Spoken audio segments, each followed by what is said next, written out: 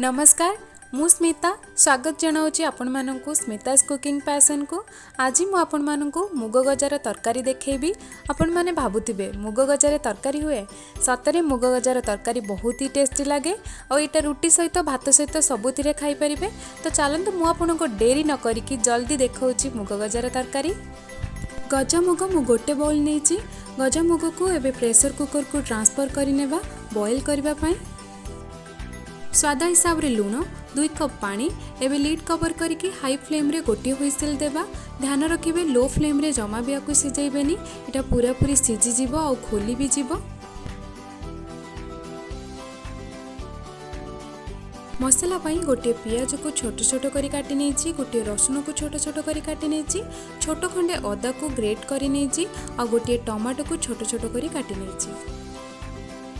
एबे गोटे पैन मु नेछि, आकु भल से गरम करिकी 2 चम्मच सोरष तेल एथिरे मु पकाउछि। तेल भल से गरम हो सारा पर एथिरे 1 स्पून सोरिष पकाउछि, 1 स्पून जीरा पकाउछि और गोटे लंका को छोट छोट करी काटी नेथिली ताको भी मैं एथिरे फुटेबी।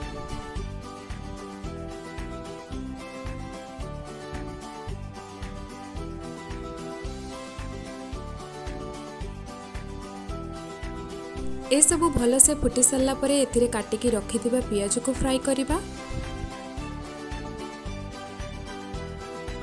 पियाज को लाइट ब्राउन होबा जाके आकु मु कवर करि नउछि।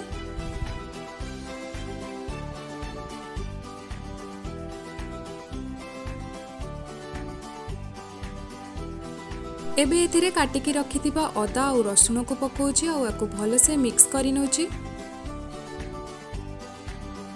एबे आकु लीड कवर करिकी 1 ରୁ 2 मिनिट जाके भल से फ्राई करि नेबा। देखंतु एटी मसला भल से हे गलानी। एबे एथिरे आमे टमाटो पकेइबा।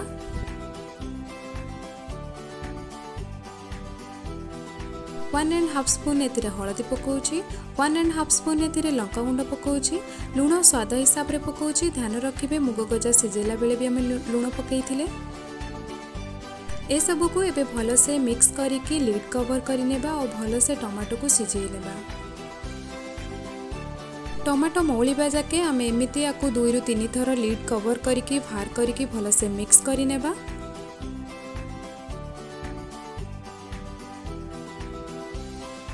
देखंतु टमाटीटी भल से मौली गलानी। एबे एथिरे 1 कप पानी देकी आकु भल से कुक हबा को देबा। मसलारू पानी छाड़िबा जाके आकु भल से आमे कुक करिबा। मसलारू एबे पानी छाड़ी गलानी। एबे सिझेई की रखिथिबा गजा मुग को एथिरे पकेइबा। देखंतु एठी मु सिझेई नेछि मुग गजा को। एबे एथिरे मु गजा मुग को पकाउछि आ आकु भल से मिक्स करि नेबा। भल से मिक्स करिके एबे लीड कवर करि नेबा और 2 ରୁ 3 मिनिट जाके आकु कुक हेबा को देबा। 2 मिनिट हो गलानी। एठी देखंतु मुग गजा केते सुंदर देखा जाउची और कलर बहुत सुंदर आसीची।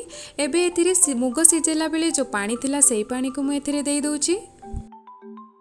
पानी दे सारला परे आकु भल से मिक्स करि नेबा। इटा बहुत ही कम टाइम रे हे जाई थाए। आपण माने चाहिले आकु लंच रे बनै परिबे, डिनर पई भी बनै परिबे।